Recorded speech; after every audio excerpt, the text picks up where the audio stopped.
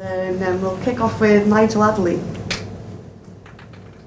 Thank you, Sarah. Hi, Dan. First of all, you're a young player. You are learning in your career, but where does last night stand in what you've achieved so far? Yeah, I think it's up there with right at the top. Obviously, it's only the second game of the group, but just to be here at the Euros is such an amazing feeling for me and the whole team. And yeah, what a performance it was last night. I think we went out there and we fully believed we could get the win. I think it was kind of like a home game for them really, with all their fans. But it was great to hear that noise again with the fans being back. We could still hear our fans, but yeah, it was a little bit hostile with their fans, but it was great. It's something that we've all missed as players, and to play in front of it was amazing, and to get the win as well was obviously great.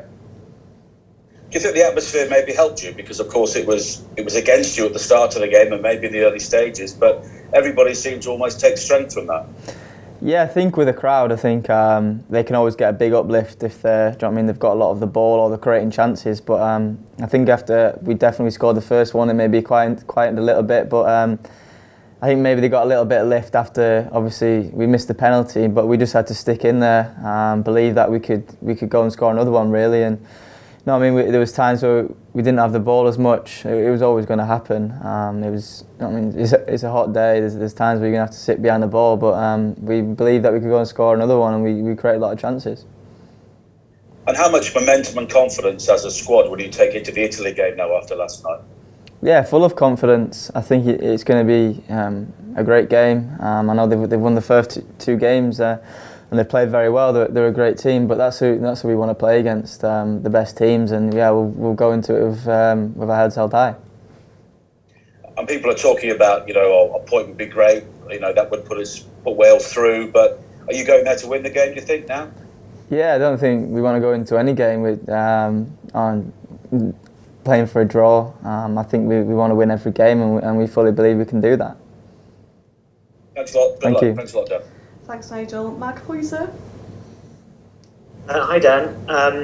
Everyone has been raving about the performance last night. Do you think for yourselves, the young group of players that you've got coming through, that was sort of a coming-of-age performance at international level for some of you?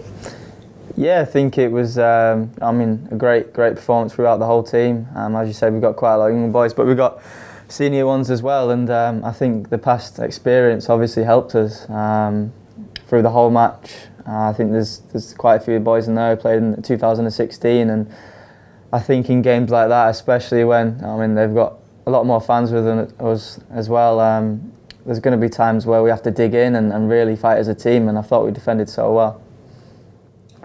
You mentioned the experienced players. Aaron Ramsey is someone who hasn't played a lot of the games over the last couple of years. What difference does he make when he's in the team? Because we saw it to devastating effect last night.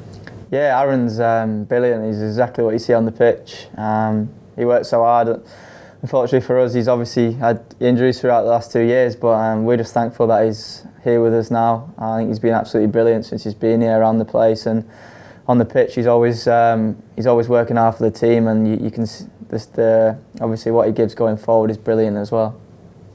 And something else that was achieved last night, I don't know if you know this, you recorded the second fastest speed of any player at the Euros so far.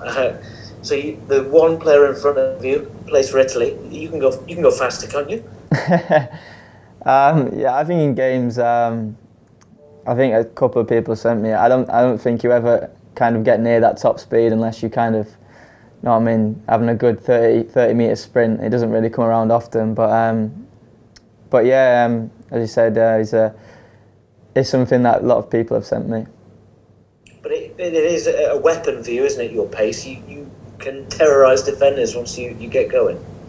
Yeah, it's something that I've got to use to my advantage.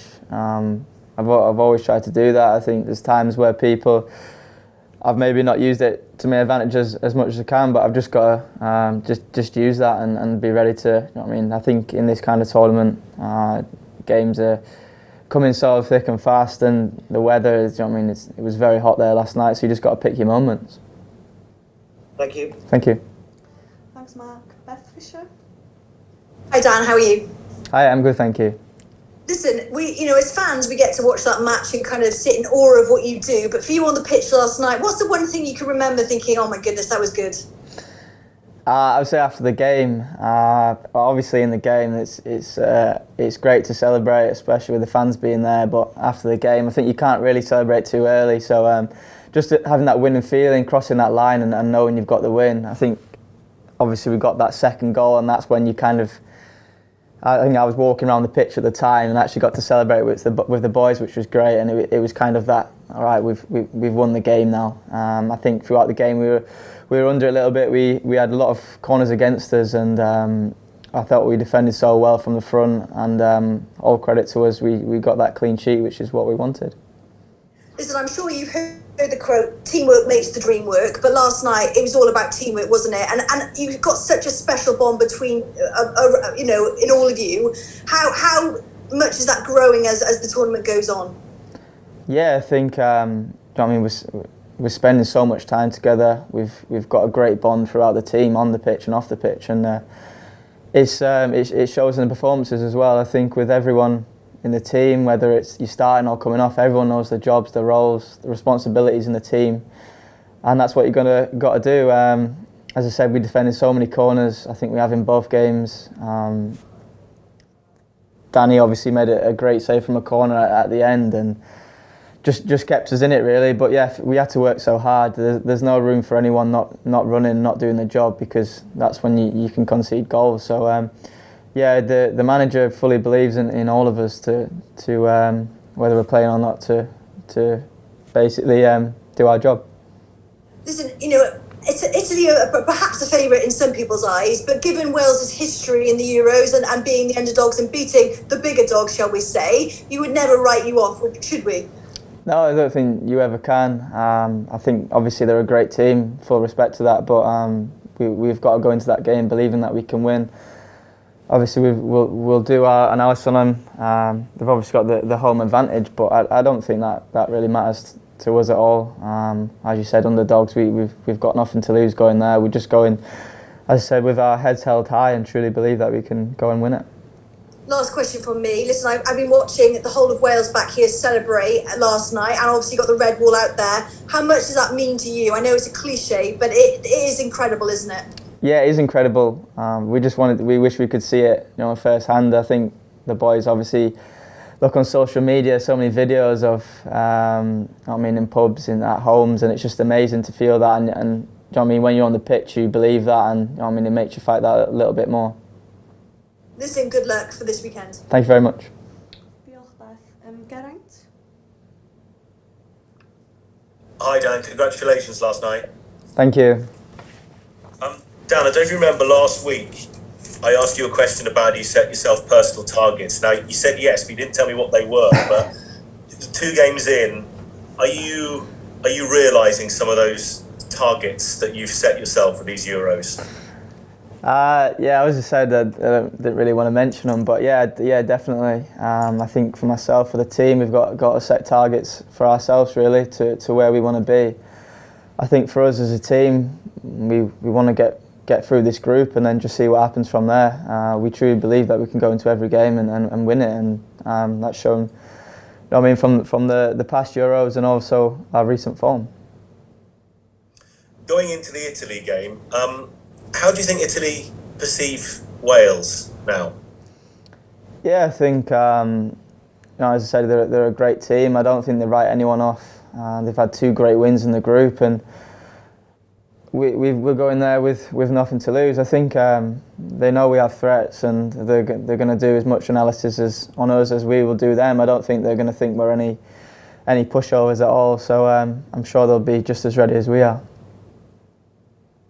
Dan, obviously, Beth just asked about the fans there. I'm just wondering, so much of the togetherness of the squad is you sort of have this club atmosphere, this family atmosphere, but sadly, because of COVID, you can't see your family. Have you been able to speak to your family and friends back home, and what were you able to say to them? What were they able to say to you?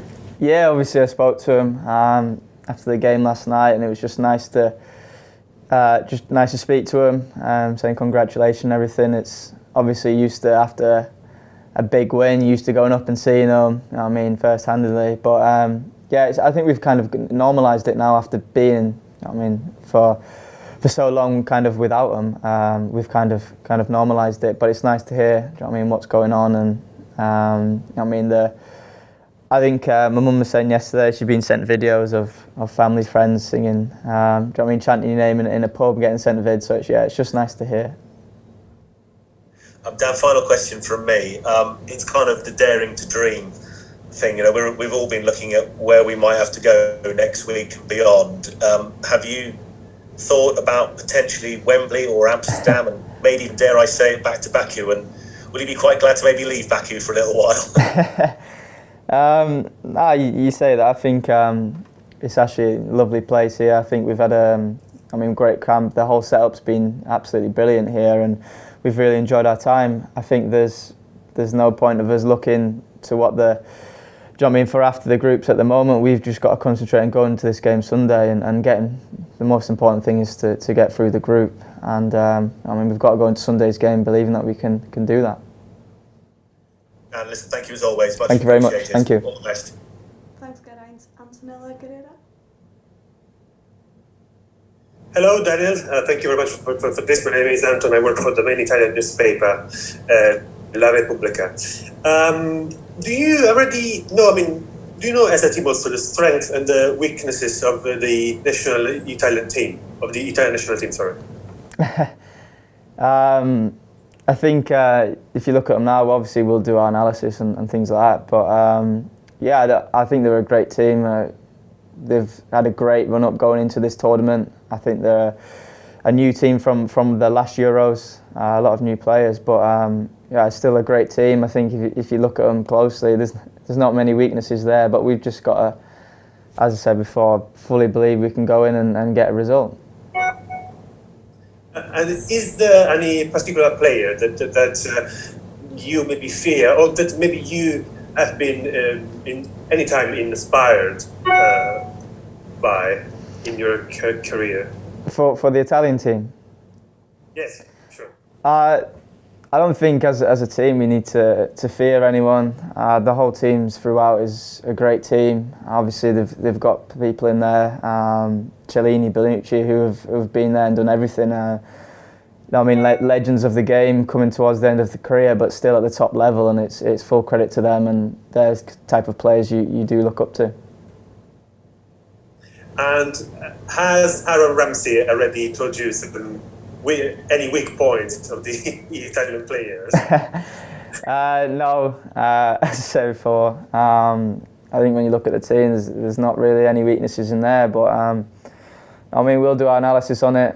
We'll obviously start today, and we've got quite a good few days leading up to it, and we're just fully looking forward to the game in Rome. I know there'll be a lot of fans, and it'll be great.